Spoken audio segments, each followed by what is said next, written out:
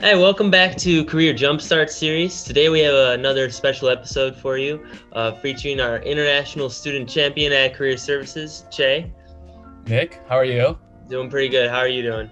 Doing all right. It's been a while. Yes, it has. Happy to have you back on this series. I know the students will benefit from it a lot, so let's get into it. I got some questions to answer. Hopefully, you can give some good advice. Of course, I'll try my best.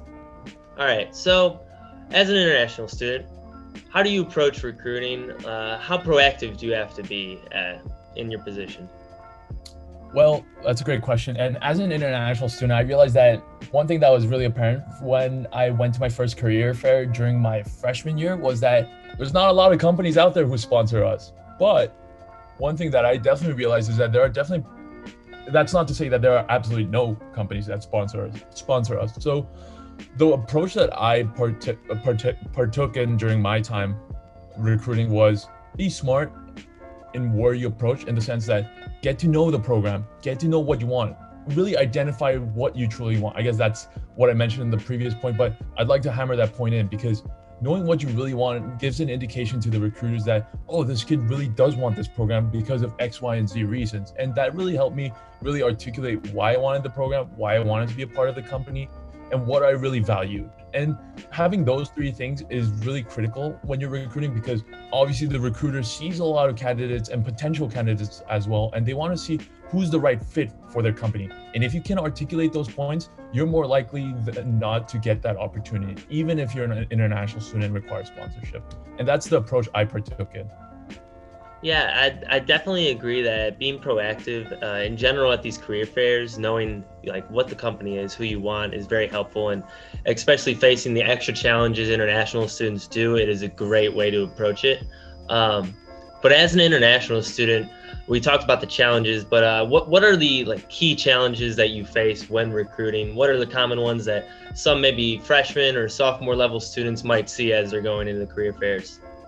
So obviously the one that I alluded to was sponsorship, whether companies sponsor individuals or not, but also mentioned, as an international student, you have something called a CPT, which is the curriculum practical training, which means that you can partake in an internship or a part-time job if it integrates well with your curriculum. Integrate as in it is, I'm trying to find, if it's vital to the curriculum. So let's say if you're a comp sci student, if it's a software engineering position, it relates to your curriculum. Therefore, you're allowed to obtain your CPT, and that could later on, it'll be something called an OPT, which is the optional practicum training. If I'm not mistaken, that should be the right one.